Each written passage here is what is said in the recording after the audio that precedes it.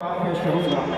یہ جو مسابقات ہوتے ہیں یہ ہماری زندگیوں کو بدل دیتے ہیں، اور یہ جو مسابقات ہوتے ہیں یہ بہت دنوں تک ہمارے ذہن کے نہاخانوں میں، ان کے دریچوں میں محفوظ رہتے ہیں۔ کیا ہمیں یاد نہیں ہے کہ ہم نے بچپن میں کون کون سے مسابقوں میں حصہ لیا؟ سب کی تختی پہ، ذہن کی تختی پہ وہ چیزیں محفوظ ہو جاتی ہیں۔ بڑی خوشائن بات ان مسابقوں میں یہ ہوتی ہے کہ ایک چھوٹا بچہ معصوم وہ شرکت کرتا ہے، مثلا اس میں کئی سوالات اور 50 سوالات اس نے یاد کیے ہوں گے، بلکہ کہا گیا کہ 200 سوالات تک دیے گئے لڑکوں کو، لیکن اس کی محنت کے پیچھے اس کا پورا خاندان اس میں شریک ہو جاتا ہے۔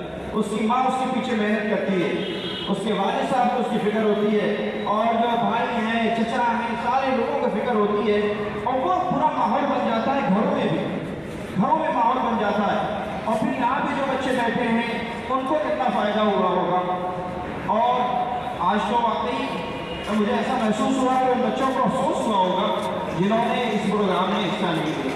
میں بس بہت زیادہ کچھ نہیں کہہ سکتا، نماز بالکل قریب ہے۔ وہ شعر سناتا ہوں آپ کو، علامہ اقبال کا وہ شعر ہے، شاید آپ سمجھیں یا کبھی اس پہ غور کیجیے گا۔ ستاروں سے آگے جہاں اور بھی ہیں، ستاروں سے آگے جہاں اور بھی ہیں، ابھی عشق کے امتحان اور بھی ہیں، ابھی عشق کے امتحان اور بھی ہیں، تو شاہی ہے پرواز ہے کام تیرا، تو شاہی ہے پرواز ہے کام تیرا، تیرے سامنے آسماں اور بھی ہیں۔ ان چھوٹے بچوں سے میں کہوں گا کہ یہ وقت محنت کا ہے، آپ سے بھی کہوں گا اور خود سے بھی کہوں گا کہ جو محنت کرتا ہے وہ شروع ہوتا ہے، اور خاص طور سے چھوٹی عمر میں۔ کسی عربی کی ایک کہاوت ہے کہ من یتعب فی الصغر یلعب فی الکبر، جو چھوٹی عمر میں تھک لیتا ہے، محنت کر لیتا ہے، تو بڑی عمر میں عیش کاٹتا ہے، اس کے مزے ہوتے ہیں۔